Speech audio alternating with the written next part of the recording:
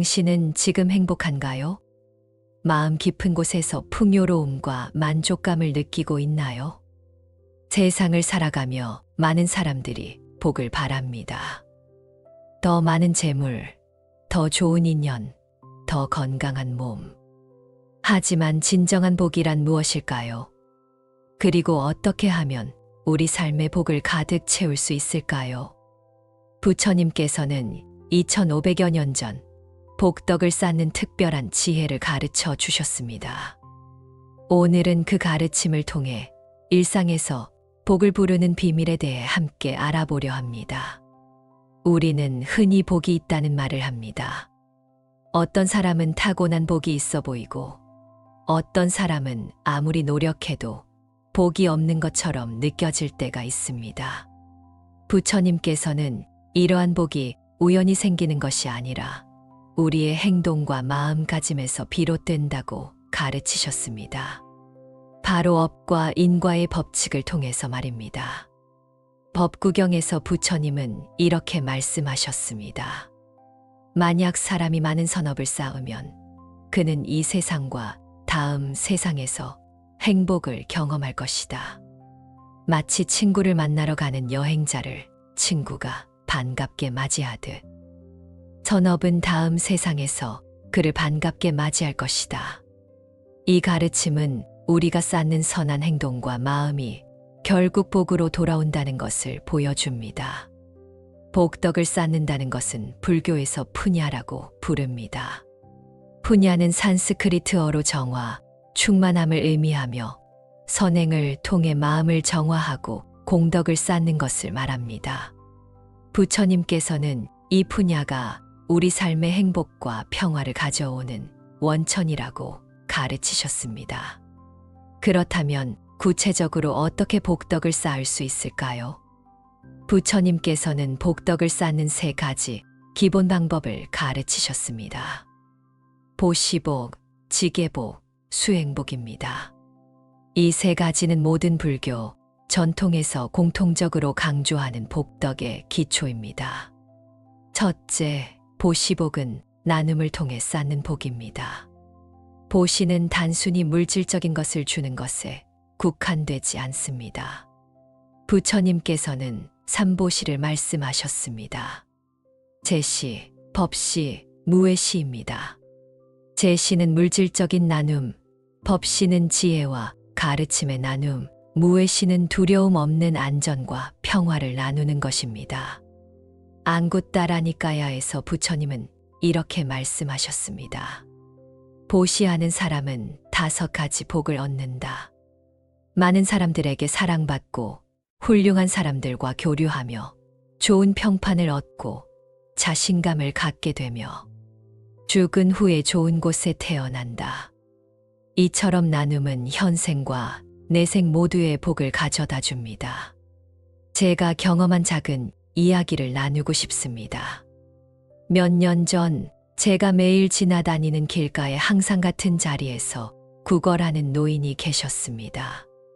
처음에는 그저 지나쳤지만 어느 날부터 작은 금액이라도 매일 드리기 시작했습니다. 그리고 더운 날에는 시원한 음료를, 추운 날에는 따뜻한 음식을 가끔 건네기도 했습니다. 놀랍게도 이 작은 실천이 제 하루를 변화시켰습니다. 매일 그분을 만나는 순간이 기다려졌고 그분의 미소가 제 마음을 따뜻하게 했습니다. 나중에 알고 보니 그분은 젊은 시절 지역 학교에서 오랫동안 교사로 일하셨지만 병환으로 모든 것을 잃게 된 분이었습니다. 그분과의 만남은 제게 삶의 무상함과 나눔의 기쁨을 동시에 가르쳐 주었습니다. 이처럼 보시는 받는 사람보다 주는 사람에게 더 큰 기쁨과 복을 가져다 줍니다. 현대 심리학 연구에서도 이타적 행동이 행복감과 만족감을 높인다는 결과가 나오고 있습니다. 하버드 비즈니스 스쿨의 연구에 따르면 사람들이 자신을 위해 돈을 쓸 때보다 타인을 위해 돈을 쓸 때 더 큰 행복감을 느낀다고 합니다. 둘째, 지계복은 윤리적인 삶을 통해 쌓는 복입니다. 부처님께서는 제가자를 위한 기본적인 5개를 가르치셨습니다. 불살생, 불투도, 불싸움, 불망어, 불음주입니다. 이는 생명을 해치지 않고 주지 않는 것을 취하지 않으며 부적절한 성관계를 맺지 않고 거짓말하지 않으며 정신을 흐리는 물질을 피하는 것입니다. 법구경에서 부처님은 계율을 지키는 사람은 행복한 삶을 살고 좋은 평판을 얻으며 어디를 가든 공경받고 평화로운 마음으로 죽음을 맞이한다고 말씀하셨습니다. 계율을 지키는 것은 자신과 타인 모두에게 안전과 평화를 가져다 줍니다. 계율을 현대적 맥락에서 해석하면 단순히 금지 사항이 아니라 더 깊은 의미가 있습니다. 불살생은 모든 생명체에 대한 존중과 자비심을 기르는 것입니다. 불투도는 정직하고 공정한 거래를 통해 신뢰를 쌓는 것입니다. 불싸움은 건강한 인간관계와 상호 존중을 발전시키는 것입니다. 불망언은 진실하고 이로운 소통을 하는 것입니다. 불음주는 맑은 정신으로 현명한 판단을 하는 것입니다. 제 친구 중 한 명은 작은 회사를 운영하고 있는데 그는 정직과 윤리를 최우선으로 합니다. 경쟁업체들이 과장된 광고나 숨겨진 비용으로 고객을 속이는 경우가 많았지만 그는 항상 투명하게 비용을 공개하고 약속을 철저히 지켰습니다. 처음에는 비즈니스가 느리게 성장했지만 시간이 지나면서 그의 정직함이 입소문을 타기 시작했고 이제는 고객들이 멀리서도 찾아올 정도로 신뢰를 쌓았습니다. 그의 사례는 윤리적인 삶이 결국 더 큰 복을 가져온다는 것을 보여줍니다. 셋째, 수행복은 마음을 닫고 지혜를 기르는 복입니다. 부처님께서는 명상과 마음 공부를 통해 내면의 평화와 지혜를 기르는 것이 가장 귀중한 복이라고 가르치셨습니다. 마찌마니까야에서 부처님은 하루라도 마음을 닦는 사람은 100년 동안 계율만 지키는 사람보다 더 큰 복을 얻는다고 말씀하셨습니다. 이는 외적인 행동뿐만 아니라 내면의 변화가 진정한 복의 근원임을 보여줍니다.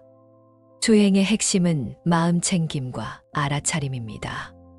현대 사회에서는 마음 챙김 명상이라는 이름으로 널리 알려져 있습니다. 하루에 단 10분이라도 호흡에 집중하며 마음을 관찰하는 연습은 스트레스를 줄이고 집중력을 높이며 내면의 평화를 가져다 줍니다. 연구에 따르면 정기적인 명상 수행자들은 불안과 우울을 덜 경험하고 면역 기능이 개선되며 뇌의 구조적 변화까지 나타난다고 합니다. 이는 수행이 정신적인 영역뿐만 아니라 신체적 건강에도 복을 가져다 준다는 증거입니다. 저는 매일 아침 20분간 명상을 하는 습관을 가지고 있습니다. 처음에는 마음이 산란하고 집중하기 어려웠지만 꾸준한 연습을 통해 점차 내면의 고요함을 경험하게 되었습니다. 특히 스트레스가 많은 상황에서도 마음의 균형을 유지하는 능력이 향상되었고, 이는 제 삶의 질을 크게 높여주었습니다. 작은 일에 쉽게 동요되지 않고 더 너그럽고 여유롭게 세상을 바라볼 수 있게 되었습니다. 이러한 기본적인 3가지 복덕 쌓기 외에도 부처님께서는 일상에서 실천할 수 있는 더 구체적인 방법들을 제시하셨습니다. 그 중 하나가 칠복전입니다. 칠복전은 7가지 복을 심는 밭으로 이 7가지 대상에게 보시하면 큰 복덕을 얻을 수 있다고 합니다. 첫째는 불법승삼보에 대한 공양입니다. 부처님의 가르침과 승가를 지원하는 것은 가장 큰 복덕을 가져온다고 합니다. 현대적 의미로는 지혜와 평화의 가르침을 전파하는 일에 동참하는 것으로 해석할 수 있습니다. 둘째는 부모님께 효도하는 것입니다. 불교에서는 부모님을 현세의 부처님으로 여깁니다. 우리에게 생명을 주시고 키워주신 은혜에 보답하는 것은 큰 복덕을 쌓는 일입니다. 셋째는 병자를 돕는 것입니다. 질병으로 고통받는 이들을 돌보고 치료하는 것은 자비의 실천이며 큰 복을 가져옵니다. 넷째는 고통받는 중생을 구제하는 것입니다. 어려움에 처한 이들을 도움으로써 그들의 고통을 덜어주는 행위는 큰 복덕이 됩니다. 다섯째는 지혜로운 스승에게 공양하는 것입니다. 지혜를 전하는 이들을 존경하고 지원하는 것은 지혜의 흐름을 이어가게 하는 일입니다. 여섯째는 노인을 공경하는 것입니다. 오랜 삶의 경험과 지혜를 가진 노인들을 존중하고 돌보는 것은 사회의 조화를 이루게 합니다. 일곱째는 가난한 사람들을 돕는 것입니다. 물질적으로 어려운 이들에게 필요한 것을 제공하는 것은 사회적 균형을 이루게 합니다. 이 칠복전의 가르침은 현대 사회에서도 여전히 유효합니다. 복을 쌓는 것은 특별한 상황이나 장소에서만 하는 것이 아니라 일상생활 속에서 자연스럽게 이루어질 수 있습니다. 또한 부처님께서는 사서법이라는 4가지 보시를 통해 인간관계에서 복덕을 쌓는 방법을 가르치셨습니다. 사서법은 보시, 애어, 이행, 동사입니다. 보시는 나눔의 실천입니다. 물질적인 것뿐만 아니라 시간, 관심, 지식, 경험 등 자신이 가진 것을 나누는 것입니다. 애어는 사랑의 언어를 사용하는 것입니다. 상대방을 존중하고 진심 어린 말로 소통하는 것은 관계를 깊게 하고 신뢰를 쌓습니다. 이행은 타인에게 이익이 되는 행동을 하는 것입니다. 상대방의 필요를 이해하고 그에 맞게 도움을 주는 것은 진정한 자비의 실천입니다. 동사는 함께 일하며 동고동락하는 것입니다. 같은 목표를 향해 함께 노력하고 어려움을 나누는 것은 깊은 유대감을 형성합니다. 이러한 사서법은 가정, 직장, 사회 모든 곳에서 실천할 수 있는 복덕의 방법입니다. 특히 현대 사회에서 단절과 소외가 늘어나는 상황에서 이러한 연결의 방법은 더욱 중요해지고 있습니다. 부처님께서는 또한 십선업을 통해 더 구체적인 복덕의 실천법을 가르치셨습니다. 십선업은 신업 3가지, 구업 4가지, 의업 3가지로 구성됩니다. 신업은 몸으로 짓는 업으로 불살생, 불투도, 불싸움입니다. 구업은 말로 짓는 업으로 불망어, 불양설, 불악구, 불기어입니다. 의업은 마음으로 짓는 업으로 불탐욕, 불진해, 불사견입니다. 이 십선업은 우리의 행동, 말, 생각의 모든 측면을 포괄하는 복덕의 체계입니다. 이를 통해 우리는 삶의 모든 순간에서 복덕을 쌓을 기회를 가집니다. 제가 십선업을 실천하면서 경험한 작은 변화가 있습니다. 특히 불악구, 즉 나쁜 말을 하지 않는 연습을 의식적으로 했습니다. 직장에서 동료나 상사에 대해 험담하지 않고 불평하지 않으며 비난하지 않는 연습을 한 것입니다. 처음에는 어색했지만 시간이 지나면서 저희 전반적인 마음가짐이 바뀌기 시작했습니다. 부정적인 말을 하지 않으니 자연스럽게 부정적인 생각도 줄어들었고 사람들과의 관계도 개선되었습니다. 그리고 놀랍게도 저에 대한 다른 사람들의 태도도 변화했습니다. 더 신뢰하고 존중하는 태도로 대해주는 것을 느낄 수 있었습니다. 이처럼 십선업의 실천은 자신의 내면을 변화시킬 뿐만 아니라 외부 세계와의 관계도 변화시킵니다. 부처님께서 말씀하신 업의 법칙은 우리의 행동이 세상에 일으키는 파동과 같아서 선한 업은 선한 결과를, 악한 업은 악한 결과를 가져옵니다. 불교에서는 이러한 복덕을 쌓는 것이 단순히 현생의 행복만을 위한 것이 아니라 열반이라는 궁극적인 목표를 향한 여정의 일부라고 봅니다. 복덕을 쌓는 과정에서 우리는 점차 탐진치라는 세 가지 독을 줄이고 자비와 지혜를 키워갑니다. 마찌마니까야에서 부처님은 선업은 마치 씨앗과 같다. 좋은 땅에 심으면 풍성한 열매를 맺는다. 그러나 그 씨앗이 다 소진되면 더 이상 열매가 맺히지 않는다고 말씀하셨습니다. 이는 복덕이 풍요로운 삶의 원천이지만 궁극적으로는 그 복덕조차 초월해야 함을 의미합니다. 그렇다면 현대를 살아가는 우리는 어떻게 일상에서 복덕을 쌓을 수 있을까요? 매우 구체적인 방법들을 소개해 드리겠습니다. 첫째, 아침에 일어나면 하루의 의도를 세웁니다. 오늘 하루 모든 존재에게 도움이 되는 삶을 살겠습니다 라는 마음을 내는 것만으로도 하루의 방향이 달라집니다. 둘째, 식사 전에 음식에 대한 감사함을 표현합니다. 음식이 우리에게 오기까지 관련된 모든 존재와 노동에 감사하는 마음을 갖습니다. 셋째, 일상에서 만나는 모든 사람에게 진심 어린 미소와 인사를 건넵니다. 작은 친절이 상대방의 하루를 밝게 하고 그 에너지는 다시 우리에게 돌아옵니다. 넷째, 매일 작은 보시를 실천합니다. 커피 한 잔을 사주거나 시간을 내어 누군가의 이야기를 들어주거나 지식을 나누는 등 일상적인 나눔을 습관화합니다. 다섯째, 하루 중 짧은 시간이라도 명상하는 시간을 가집니다.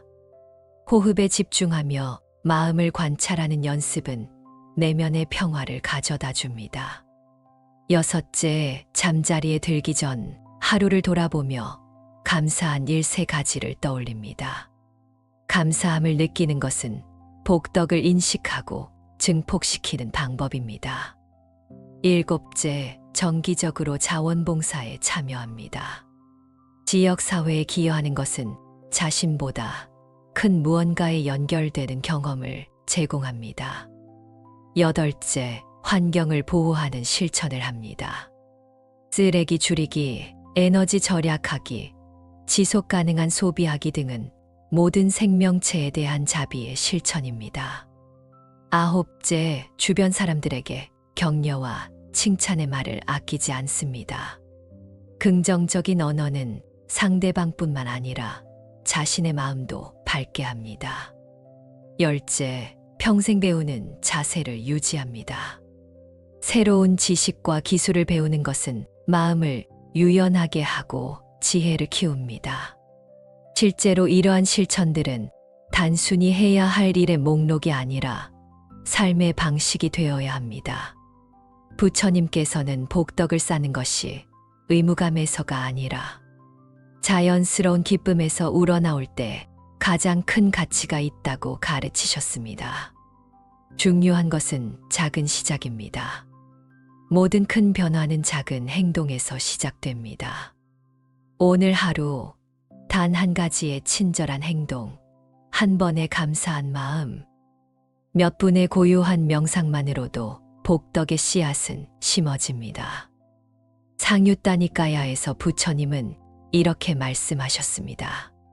한 방울 한 방울 물이 모여 항아리를 채우듯 현명한 사람은 조금씩 공덕을 쌓아 마침내 그것으로 가득 차게 된다. 이처럼 복덕은 꾸준한 실천을 통해 조금씩 쌓이는 것입니다. 불교에서는 복덕이 단순히 개인의 이익을 위한 것이 아니라 모든 존재의 행복과 해탈을 위한 것이라고 봅니다. 대승불교의 보살도에서는 모든 중생을 위해 복덕을 회향한다는 개념이 중요합니다. 회향은 자신이 쌓은 공덕을 모든 존재와 나누는 것을 의미합니다.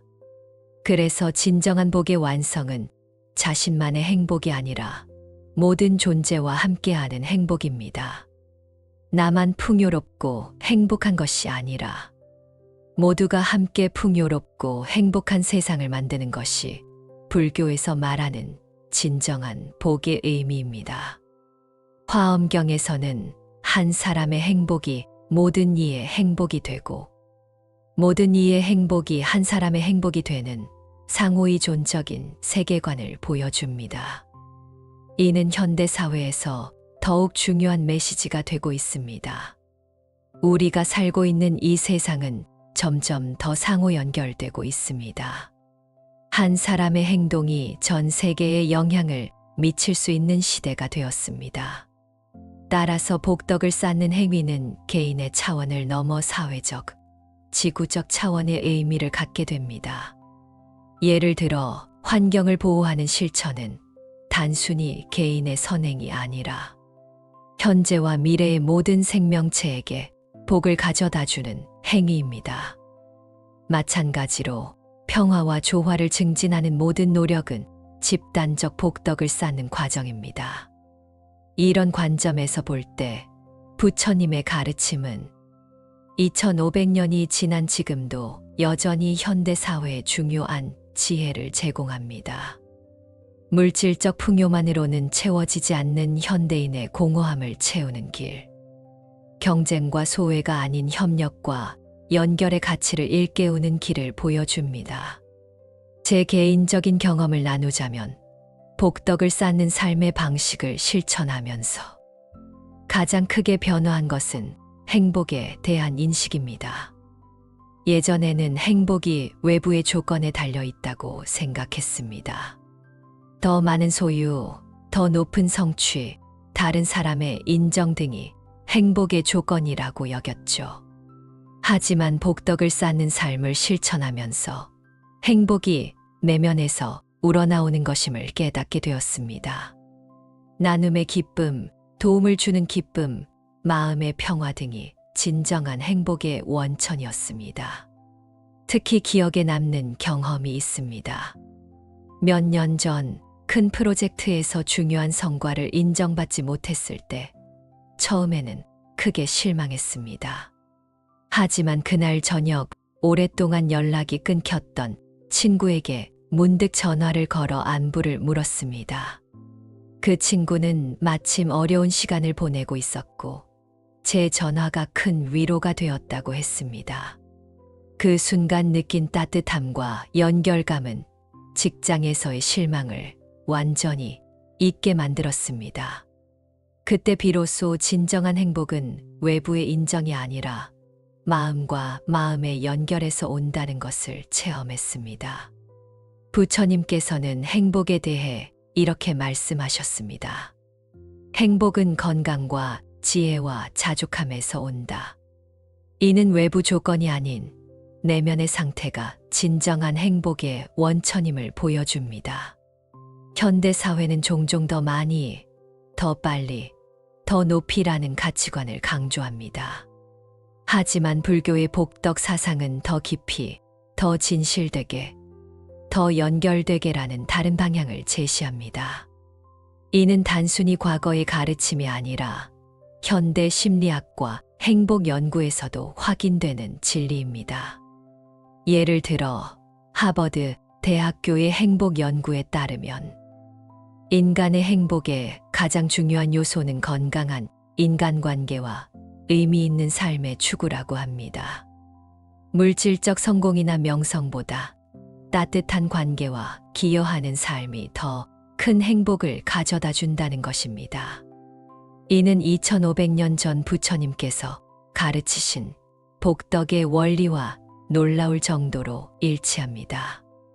그렇다면 일상에서 복덕을 쌓는 실천을 더 구체적으로 어떻게 할 수 있을까요? 다양한 불교 전통에서 전해지는 지혜들을 현대적 관점에서 정리해 보겠습니다. 첫째, 아침의 의도 세우기입니다. 매일 아침 눈을 뜨면 잠시 멈추고 하루의 의도를 세웁니다. 오늘 하루 모든 만나는 존재에게 도움이 되고 싶습니다. 모든 생명체에게 행복이 있기를 바랍니다. 이런 간단한 의도 세우기는 하루의 방향을 설정합니다. 둘째, 식사 감사 명상입니다. 매 식사 전에 잠시 멈추고 음식이 우리에게 오기까지 관련된 모든 것에 감사합니다. 농부의 노동, 운송에 관여한 사람들, 요리를 준비한 이들, 그리고 생명을 주는 자연까지 음식 한 그릇에 담긴 우주의 연결성을 느껴봅니다. 셋째, 일상적 친절 실천입니다. 매일 최소 3가지의 의도적인 친절을 실천해 봅니다. 문을 열어주기, 진심 어린 칭찬하기, 경청하기 등 작은 행동이 큰 변화를 만듭니다. 연구에 따르면 하루에 3가지 친절한 행동을 의도적으로 실천하는 것만으로도 행복감과 만족감이 크게 증가한다고 합니다. 넷째, 감사 일기 쓰기입니다. 매일 밤 잠들기 전 그날 감사한 일 3가지를 기록합니다. 이 단순한 습관은 우리의 주의를 부정적인 것에서 긍정적인 것으로 옮기는 강력한 방법입니다. 다섯째, 디지털 단식입니다. 일주일에 하루 또는 하루 중 일정 시간은 디지털 기기로부터 벗어나 자연과 연결되는 시간을 가집니다. 디지털 세계의 끊임없는 자극에서 벗어나 내면의 목소리를 듣는 시간은 현대인에게 특히 중요합니다. 여섯째, 정기적 포식 계획입니다. 수입의 일정 부분을 정기적으로 의미 있는 일에 기부하는 계획을 세웁니다. 이는 물질에 대한 집착을 줄이고 나눔의 기쁨을 경험하게 합니다. 일곱째, 마음 챙김 호흡입니다. 하루 중 여러 번, 특히 스트레스를 느낄 때마다 잠시 멈추고 3번의 깊은 호흡을 합니다. 이 간단한 실천은 현재 순간으로 돌아오게 하고 자동적 반응 대신 의식적 선택을 할 수 있게 도와줍니다. 여덟째, 자연과의 연결입니다. 정기적으로 자연 속에서 시간을 보냅니다. 숲길 걷기, 정원 가꾸기, 별 보기 등 자연과의 교감은 마음의 평화와 연결감을 가져다 줍니다. 아홉째, 불필요한 소비 줄이기입니다. 구매 전에 정말 필요한가? 이것이 나와 세상에 어떤 영향을 미치는가? 를 자문합니다. 의식적 소비는 자원의 낭비를 줄이고 진정한 가치에 집중하게 합니다. 열째, 침묵의 시간 갖기입니다. 일주일에 한 번, 30분에서 1시간 정도 완전한 침묵 속에서 시간을 보냅니다. 말하지 않고, 듣지 않고, 읽지 않고, 그저 존재하는 시간은 깊은 통찰과 평화를 가져다 줍니다. 이러한 실천들은 모두 부처님께서 가르치신 복덕의 원리를 현대적 맥락에서 적용한 것입니다.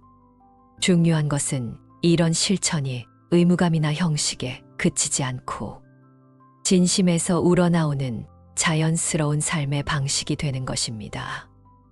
부처님께서는 법구경에서 이렇게 말씀하셨습니다. 향기로운 꽃들 중에서 제스민과 장미의 향기는 바람을 거슬러 퍼질 수 없지만 덕 있는 사람의 명성은 바람을 거슬러서도 세상에 퍼진다.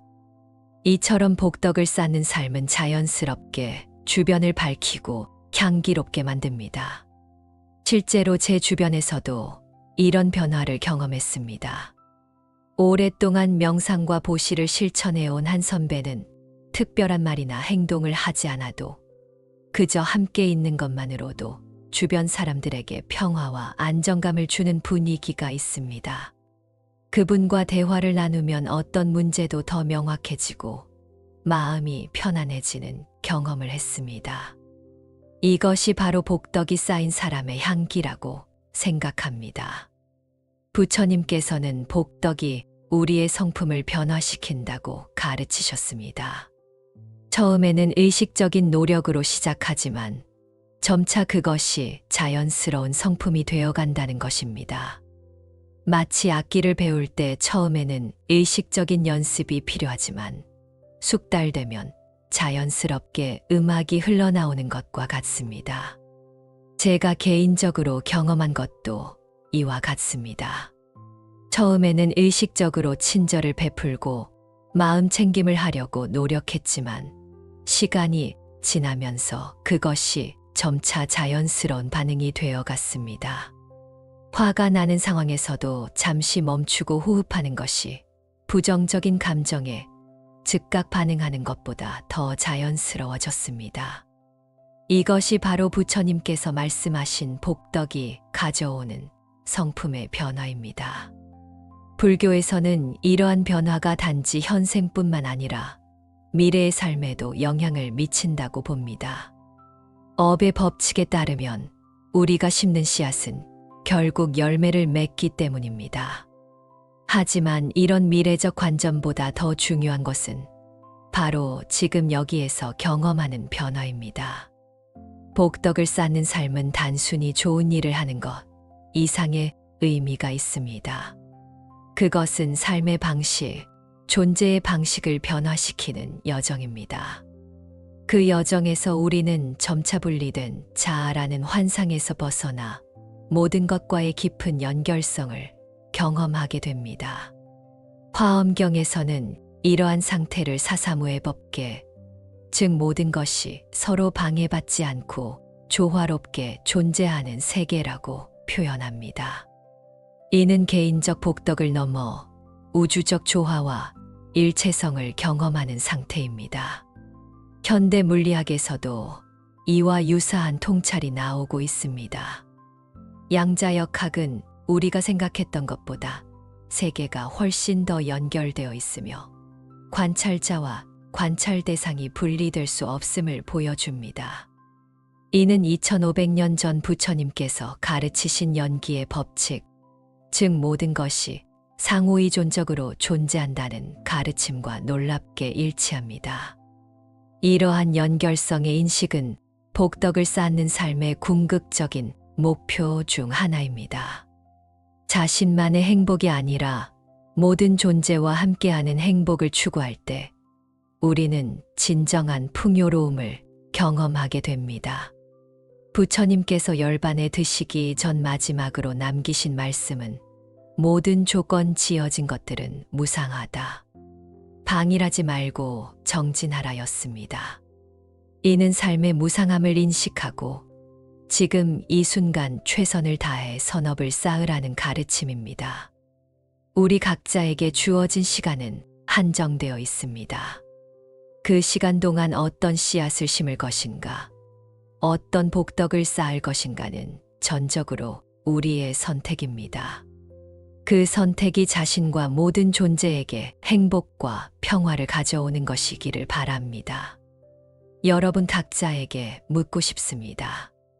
오늘 하루 당신이 심은 씨앗은 무엇인가요? 어떤 말, 어떤 행동, 어떤 생각으로 하루를 채웠나요? 그리고 내일은 어떤 씨앗을 심고 싶나요? 지금 이 순간부터 복덕을 쌓는 삶으로의 전환은 작은 인식의 변화, 작은 행동의 변화에서 시작됩니다. 부처님께서는 1000개의 촛불이 하나의 촛불로부터 켜질 수 있어도 그 첫 번째 촛불의 수명은 줄어들지 않는다. 마찬가지로 행복은 나눌수록 결코 줄어들지 않는다고 말씀하셨습니다. 이처럼 복덕을 나누는 삶은 결코 자신을 소진시키지 않고 오히려 더 큰 풍요로움을 가져다 줍니다. 마지막으로 복덕을 쌓는 삶은 어려운 시기에 특히 중요합니다. 세상의 어려움과 고통이 많을수록 우리 각자가 심는 선한 씨앗의 가치는 더욱 커집니다. 한 사람의 작은 친절이 다른 사람에게 희망이 되고 그 희망이 또 다른 친절로 이어지는 선순환을 만들어낼 수 있습니다. 지금 이 순간 여러분이 있는 그 자리에서 시작하세요. 오늘 하루 한 가지 친절한 행동, 한 가지 감사한 마음, 한 번의 마음 챙김 호흡만으로도 복덕의 씨앗은 심어집니다. 그리고 그 씨앗은 반드시 아름다운 꽃으로 피어나 당신과 세상을 향기롭게 할 것입니다. 이 영상이 도움이 된다면 구독과 좋아요 눌러주시면 감사하겠습니다. 여러분의 응원이 큰 힘이 됩니다.